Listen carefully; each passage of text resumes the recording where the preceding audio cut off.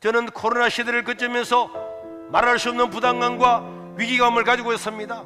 이 정부가 교회를 자기들 마음대로 주물러 끌리고 있잖아요. 지난번에는 10,000명 모이는 교회나 5,000명 모이는 교회나 20명만 모이라, 방송 요원 빼면 한 명도 없습니다. 비대면 예배를 드리라. 비대면 예배가 어디 있습니까? 비대면 예배라는 존재 자체가 없는 거예요. 그런데 10,000명 모이는 교회도 20명 들어가라 그러니까 서울에 있는 대형 교회들도 숫자 세가지고 20명 들어갑니다. 저는 그걸 바라보면서 한심하게 그지없고 안타깝게 그지없는 거예요. 동물원에 코끼리를 갖다가 훈련을 시켜가지고 오른발 가면 오른발 들고 왼발은 왼발 들고 코 들면 코 들고 똑같은 거잖아요. 어떻게 상식이 있는 교회와 목사님들이 10,000명 들어가는 예배당에 20명 들어가라 그런다고 진짜 20명 세서 들어가고 50명 들어가라 그런다고 진짜 세어서 번호를 만들어서 50명 들어가고, 이게 동물원의 코끼리와 똑같이 만들었는데 그대로 다 따라 하잖아요. 우리가 그렇게 안 하니까 고발을 20번이나 당한 겁니다. 지금도 이번에 4단계가 나오면서 다음 주부터 서울 수도권에는 아무도 예배 드리지 말아라, 다 막았습니다. 그러나 여러분, 노래방도 열어놓고 헬스장도 열어놓고 식당도 공연장에는요 5,000명까지 들어가도록 해놨습니다. 영화관에도 한 칸만 뛰면은 다 영화 보도록 만들어 놓고 교회만 다 비대면 예배 드리라. 저는 우리 대형 교회나 한국 교회들한테 호소하고 싶어요. 코로나 시대는 언젠가는 다 끝납니다. 언젠가는 끝날 날이 있습니다.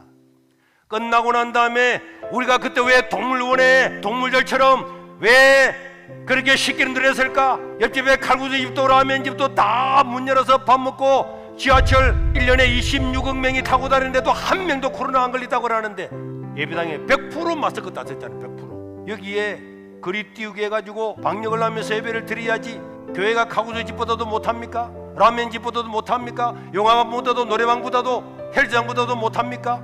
그들 기독교인 스스로가 자임하는 것은 있을 수가 없는 것입니다. 우리나라 도시에 있는 대형 교회들은 시골 농어촌 교회 혜택을 받았어요. 우리나라가 도시화되면서 시골에서 예수 믿는 사람들이 다 도시로 올라가서 그 사람들이 다 몰려간 것 아닙니까? 그런데 작년 한 해만 해도 이 코로나 때문에 우리나라 교회가 수천 개가 문을 닫았어요. 그런데 대형 교회들은 문 닫으라고는 말 한마디, 명령도 내리기 전에 뉴스 보고 문 닫아놨습니다. 자기들이 앞장서서 거리를 지키면서 방역을 하면서 정상적으로 예배를 드려야 다른 사람도 드렸을 건데, 큰 교회들이 문을 닫아다 보니까 작은 교회는 아무런 힘없이 문 닫고 정말로 진짜 교회가 폐쇄되고 문 닫아놨잖아요. 저는 언젠가는 하나님께서 이 책임을 반드시 물을 거라고 저는 믿습니다. 저는 믿어요.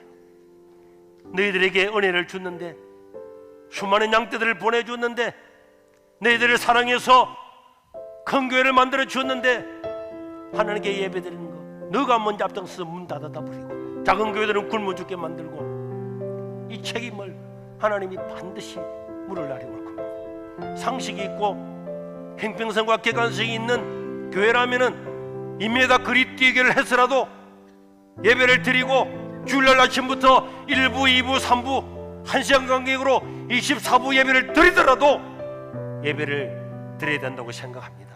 하나님께 드리는 예배를 다른 거는 다 풀어놓고 지하실도 영화관도 공연장도 버스도 다 해놓고 교회만 100% 예배 드리지 말아라. 그리 띄우게 해서 예배 드리라가 아니고 100% 드리지 말아라. 신방도 하지 말아라. 성가대도 하지 말아라. 통성기도도 하지 말아라. 교회 공용 성경제도 만지지 말아라. 만지면 10만 원 벌금 물릴 거다. 이런 것을 법이라고 지키겠다고 하는 그것이 신기해요. 정부가 하나님입니까? 정부에서 하는 대변인의 명령이 하나님의 말씀입니까? 그리스도인들은 종교의 자유, 헌법의 가치, 이 정부가 이런 것을 오용, 남용하다가 다음에 반드시 정부도 심판을 받게 될 겁니다. 앞으로 10년 뒤인 2030년이 되면은 지금 현재의 숫자에서 교회 미성년자 수가 71.1% 감소하는 걸로 나오고, 앞으로 15년 뒤에 2035년이 되면은 통계적으로는 제로가 된다는 거예요. 이거는요 사실입니다. 우리 교회에 청소년들이 있고 애들이 많이 있으니까 뭐 다른 교회도 많이 있겠지. 지금 주일학교 다 문 닫았어요. 학생이 다 문 닫았습니다. 청년들 어디 있습니까? 저는 이것을 가지고 사람들을 만나서 하나님 이걸 어떻게 해야 되겠습니까? 기도하고 있는데 하나님께서 내 마음에 이런 마음을 주었습니다. 네가 안타까우면은 네가 시작해라. 돈이 있습니까? 시골에 우리가 이런 일을 어떻게 하겠습니까? 그러고 있는데 하나님께서 계속 이 마음을 주셨어요. 그리고 오늘 읽었던 이 하나님의 말씀을 주었습니다. 네가 하나님의 영광을 위해서 꿈을 꾸면은 그 꿈을 이루는 것은 내가 할 것이다.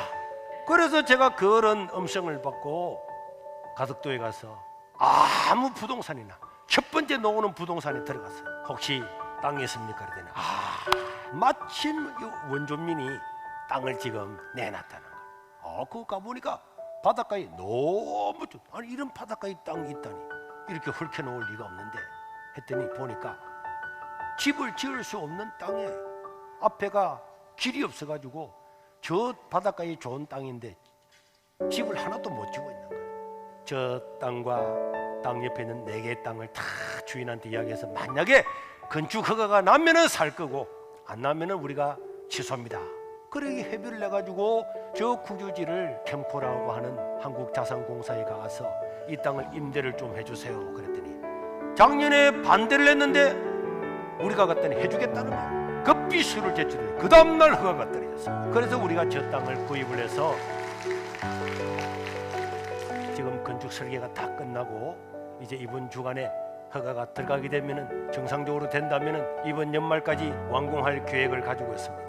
건물을 지어서 한국에 있는 목사님들, 선교사님들 무료로 교육을 시키면서 전 세계 최고의 강사들을 불러 모아서 이 사람들을 무료로 계속적으로 교육을 시켜서 한국 교회를 새롭게 부흥하게 하고 또 통일이 되면은 우리가 2025 글로벌 비전을 위해서 기도하는 것처럼 저 북한 땅에도 교회를 건설을 하고 또 목사를 파송하는 이 일들을 감당하기 위해서 기도하고 있습니다. 지나고 나면은 하나님의 뜻에서 나온 건지 알 것입니다. 우리는 돈 하나도 없고 땅 계약을 해야 되는데 돈이 어디 있습니까? 이 설교가 끝나고 나자 어느 집사님이 집에 가자마자 바로 목사님 우리도 이 어려운지만은 너무 귀한 헌금입니다. 1,000만 원을 가져와서 계약금이라도 써달라. 또 우리 교회 온 지 얼마 안 된 장로님 한 가정이 커피 자기 있는 거 다 끌어모아가지고 목사님 땅도 팔 수 없고 바빠서 있는 거 다 모았습니다. 그래서 3,000만 원을 가져왔어요. 또 이게 유튜브로 나가서 부산에 있는 다른 어느 교회 근사님이 목사님 땅을 구입하는데 작지만은 사용해달라고 4,000만 원을 가져왔어요. 저는 이것을 보면서 이것이 사람의 뜻이 아니고 우리 하나님이 이루 가시는구나. 시작하신 분이 하나님이시면은 하나님 이루시겠구나. 지금까지 왔던 그것을 보면서 그런 것을 느꼈어요. 의자리에도 양산에서 어떤 목사님이 왔습니다. 목사님 교회 때문에 우리가 종교의 자유를 얻어서 예배드리는 거 감사합니다. 감사합니다. 이런 사람 이런 문자는요 수백 통도 넘게 왔어요.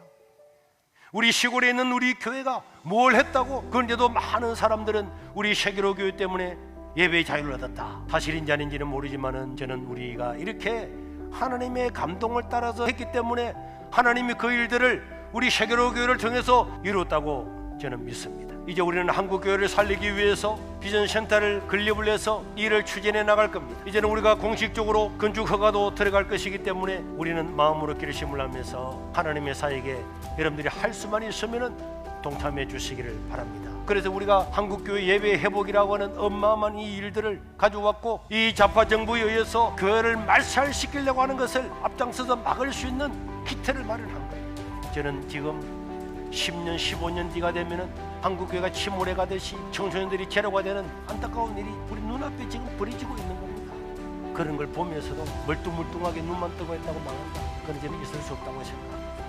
우리는 한국교회 미래를 위해서 우리가 어려울 때 헌신하고 섬기면 하나님의 위로가 저는 있을 줄로 믿습니다. 여러분들이 지금부터 12월 달까지 최선을 다해서 저 비전 센터를 건립을 해서 내년부터 바로 한국에 있는 목사님들, 신학생들을 교육을 해서 우리가 이 일을 감당함으로 말미암아서 대한민국은 물론이고 이 남북한이 통일된다면 통일 한국을 주도해 나가는 그런 우리 세계로 교회가 되어야 될 줄로 믿습니다. 여러분들이 기꺼이 협력해 주셔서 이 사역을 감당할 수 있게 해 주시기를 바랍니다.